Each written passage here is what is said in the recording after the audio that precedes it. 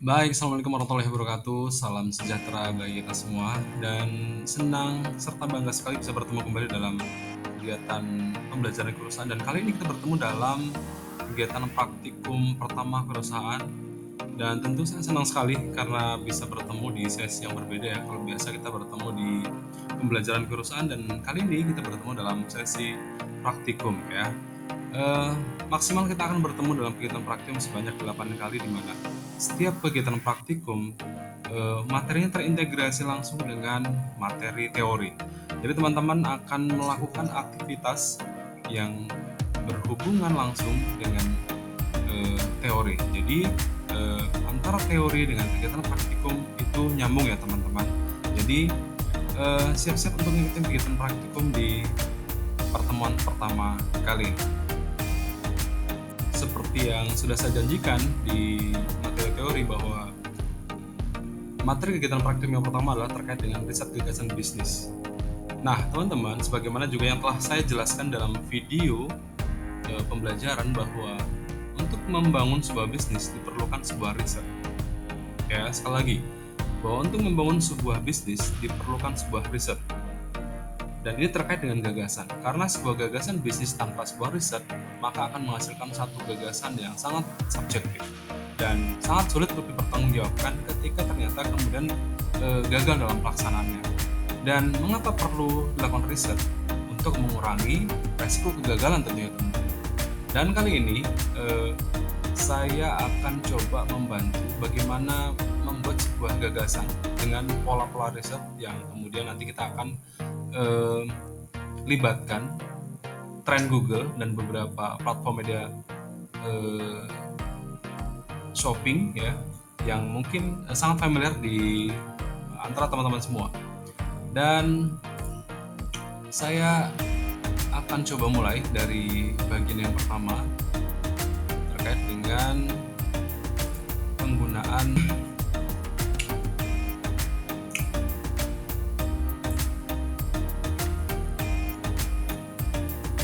Baik, kali ini kita akan bahas tentang em, gagasan bisnis ya. Kalau tadi kita sudah di pembuka kita ngomongin tentang tren Google atau Google Trend. Tapi sebelum itu kita akan coba dulu mencari tahu tentang gagasan-gagasan bisnis di mana sebenarnya untuk membuat sebuah gagasan bisnis teman-teman tidak perlu begitu repot ya untuk sampai kemudian berpikir tentang sesuatu yang rumit, sesuatu yang sulit atau sesuatu yang besar ya. Tapi teman-teman bisa mendeteksi ya atau menganalisis tentang berbagai persoalan kekinian di nasional kita atau keindonesiaan kita di mana negara kita kan terkenal dengan negara maritim ya. Selain itu juga terkenal juga sebagai negara agraria ya. Dan kemudian juga dikenal sebagai negara yang mengarah ke negara industri ya karena memang sebagian dari sektor-sektor industri kita sudah eh, cukup baik ya, artinya sudah melakukan ekspor ke beberapa negara dan produk-produk kita juga sangat diakui di berbagai negara. Nah, teman-teman, sebagai sebuah negara maritim, tentu negara kita memiliki berbagai potensi yang luar biasa, teman-teman, yang diakui oleh dunia. Salah satunya adalah negara dengan luas laut yang melebihi luas daratannya gitu, teman-teman ya. Dan tentu di balik luas laut tersebut tidak hanya cerita tentang air atau perairan yang luas ya, tapi apa yang terkandung di dalam laut tersebut gitu. Nah, teman-teman, untuk sektor maritim sebenarnya gagasan bisnis yang mungkin bisa dilakukan adalah tentang sektor-sektor yang sangat besar ya. Antara lain adalah tentang keberadaan dari tingginya potensi perikanan kita di kelautan kita tentunya gitu. Nah, banyak pelaut dari luar negeri ya, pembajak dari luar negeri yang kemudian mencoba-coba untuk mengambil peruntungan di lautan kita gitu. Ditambah lagi dengan keamanan kita yang sangat rendah sehingga kemudian sektor ini sering sekali diambil alih oleh negara lain karena memang teknologi untuk penangkapan ikan kita masih sangat rendah gitu. Nah, tapi semakin kemari sepertinya negara kita dan para nelayan kita semakin berbenah terkait dengan teknologi tangkapannya gitu. Dan tentu bukan hanya ikan teman-teman yang ada dalam kelautan kita, tentu ada rumput laut dan sari laut lainnya gitu yang mungkin menjadi bagian dari em, sektor bisnis di kelautan. Nah, sektor bisnis kelautan bukan hanya tentang menjual ikan ya, tapi mengelola atau membuat sebuah daging yang dikelola, apakah itu dikalengkan ataukah spesial daging saja atau spesial daging ikan tertentu, sari laut tertentu, ini juga tentu menjadi komoditas yang tidak kalah menarik untuk menjadi sebuah gagasan bisnis. Nah, teman-teman, selain itu juga negara kita adalah negara agraria.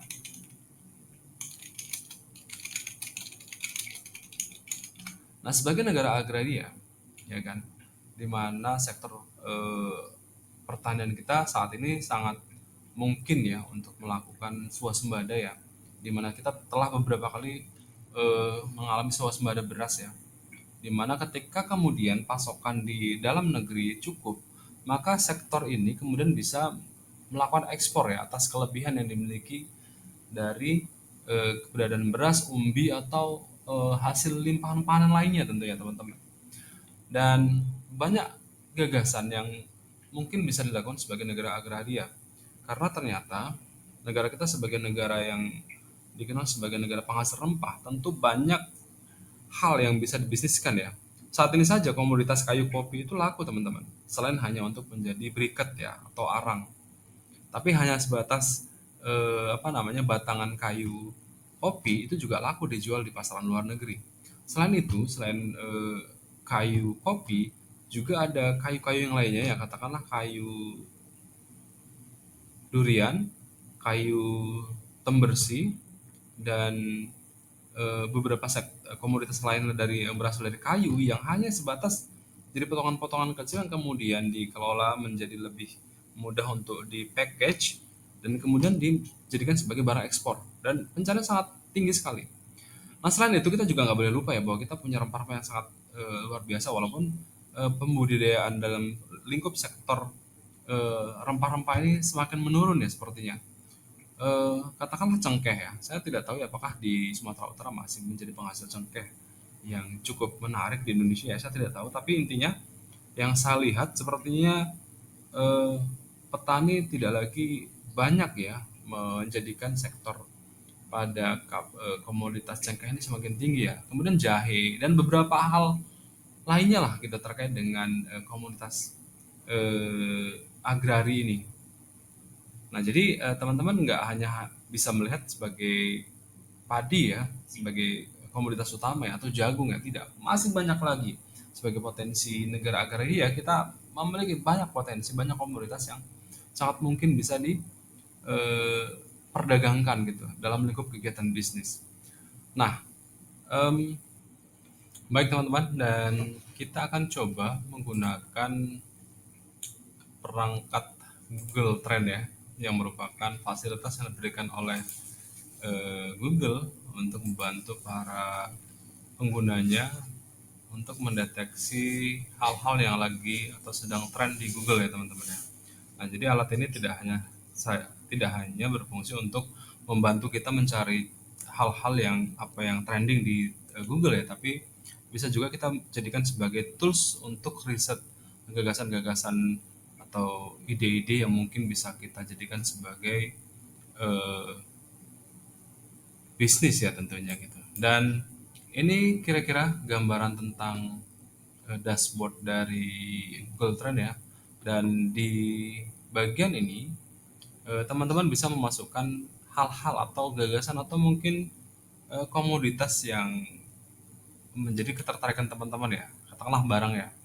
Dan sebagaimana tadi kita udah ngomongin tentang beberapa komoditas yang sangat menarik di Indonesia, kita coba masukkan dalam kata pencarian yang akan kita jelajahi. Nah, coba kita gunakan kata kayu kopi ya. Langsung enter ya atau klik ya. Nah, apa kata thread Google terkait dengan pencarian kayu kopi oleh para penggunanya? Nah, kita di sini bisa pilih ya teman-teman ya, termin waktunya apakah 30 hari terakhir ini yang terkait dengan pencarian kayu kopi juga bisa, dan kemudian kita bisa cek kategorinya apakah dalam bentuk semua kategori belanja dan sebagainya. Saya coba di semua kategori Nah, kemudian penelusuran berdasarkan em, Google Shopping lah ya. Wah, ternyata tidak kita temukan jika menggunakan Google Shopping, tapi kita coba menggunakan penelusuran yang umum saja yaitu Google. Dan kita lihat ya, ternyata rentang 30 hari terakhir ini ya, pencarian untuk keyword kayu kopi cukup tinggi teman-teman ya. Dan ini terlihat dari grafik yang tampak pada monitor ini. Coba kita perbandingkan dengan komoditas yang lainnya ya. Apakah kayu kopi lebih menarik dari komoditas yang lainnya? Kita coba cek dulu ya. Jahe merah ya, coba kita cek. Nah, seperti apa sih komoditas jahe merah dibandingkan dengan tren pencarian kayu kopi? Nah, ternyata lebih tinggi pada sektor komoditas jahe merah ya ketimbang kayu kopi. Nah, dan ini data yang ditunjukkan oleh Google Trend, di mana kemudian kayu kopi ternyata eh, mendapat pencarian tertinggi dari provinsi, di antaranya adalah Maluku, kemudian Sulawesi ya. Nah, tapi kalau pada pencarian jahe merah ternyata ada di seluruh Indonesia teman-teman, menjadi produk yang sangat tren di Indonesia. Dan alat ini membantu kita untuk bisa memastikan apakah produk ini kompetitif nggak gitu untuk diperdagangkan, untuk dibisniskan gitu, untuk menjadi barang komoditas. Dan seperti terlihat pada gambar, em, hal ini menunjukkan data yang sangat baik ya untuk kita membuat sebuah keputusan apakah produk ini layak untuk kita bisniskan atau tidak gitu ya. Nah, tapi kita tidak boleh berhenti begitu saja ya untuk memastikan bahwa apakah ini merupakan produk yang mungkin kita lakukan. Kita juga bisa perbandingan dengan produk komoditas yang lain teman-teman. Nah, katakanlah durian. Nah, ternyata kalau untuk jenis daging durian dalam lingkup kegiatan pencarian keyword eh, di Google untuk daging durian sangat rendah ya teman-teman. Tapi coba kita bandingkan dengan daging kambing ya. Seberapa besar pencarian dan kebutuhan masyarakat kita terhadap daging ini? Wah, ternyata komoditas untuk daging itu cukup tinggi teman-teman. Dan ini mungkin sangat dipertimbangkan ya, katakanlah untuk mungkin akikah dan sebagainya. Jadi teman-teman kalau misalkan mau buat apa namanya bisnis akikah online, ini bisa di update, bisa di apa namanya, bisa diunggah iklan-iklannya di beberapa provinsi ini yang ngomongin tentang daging kambing. Salah satunya adalah daerah mana ini? Bengkulu ya, walaupun tidak kelihatan dalam peta ya, tapi di dalam top 5 ini menunjukkan adanya ketertarikan pada daging kambing ya. Tapi lebih didominasi memang pada produk komoditas jahe merah. Nah, teman-teman, ini merupakan apa namanya, tools yang mampu dan sangat mungkin membantu kita dalam proses ideation atau penggagasan bisnis. Nah, pencarian terkait dengan koyo kopi dan lain sebagainya itu juga kelihatan pada bagian ini ya, dimana kemudian yang berkaitan dengan kayu kopi. Nah, ternyata ada dengan kata lain ya untuk mencari eh, komoditas ini, yaitu salah satu adalah kopi naku atau kedai kopi dan lain sebagainya. Nah, kemudian pada pencarian jahe merah juga kelihatan ya mana-mana query terkait dengan pencarian yang terhubung ya atau berkaitan dengan jahe merah. Nah, kemudian juga daging kambing. Nah, ini beberapa kata-kata atau keyword yang muncul atau dicari atau menjadi tingkat penasaran masyarakat kita terhadap daging kambing ya. Jadi mereka mungkin menggunakan keyword daging kambing in English ya, mungkin untuk mencari ini apa namanya terjemahan atau mungkin di lingkup tekstur ya dan lain sebagainya. Nah, jadi teman-teman sekalian, em, Google Trend ini membantu kita untuk memberikan gambaran yang lebih realistis tentang apakah ini mungkin dilakukan atau tidak teman-teman ya. Dan teman-teman, ini juga merupakan data yang sangat bisa dipertanggungjawabkan sebagai eh, awal sebuah gagasan ya. Nah, tapi kita tidak boleh hanya berhenti sampai di situ teman-teman ya. Karena masih banyak cara untuk bisa mendapatkan ide bisnis ya. Tapi Trend Google ini merupakan salah satu tools yang gratis di komputer kita barangkali, karena masih banyak lagi tools yang bisa digunakan tapi berbayar teman-teman. Tapi Google memberikannya secara gratis kepada kita semua.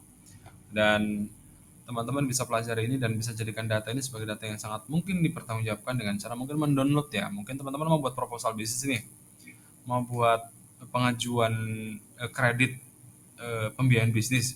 Nah, data ini bisa di-copy teman-teman, bisa di-download ya, ya kan?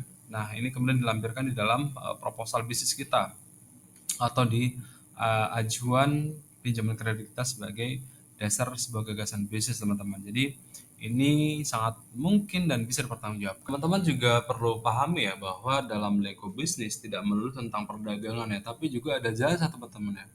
Contohnya jasa adalah pangkas, treatment, kemudian rental, kemudian em, wah banyak lah gitu ya kalau untuk jasa ya. Termasuk juga salon ya, kemudian pembuatan akta notaris itu juga merupakan bisnis jasa teman-teman. Jadi bisnis itu tidak melulu tentang transaksi barang ya atau serah terima antara pembeli dengan penjual ya, tapi dalam lingkup eh, penggunaan tenaga, penggunaan jasa ini juga merupakan bisnis teman-teman ya. Jadi sering sekali orang tidak memahami bahwa bisnis itu sangat kompleks ya. Nah, jadi seperti misalkan menjadi seorang profesional atau guru profesional itu merupakan juga bisnis ya teman-teman ya.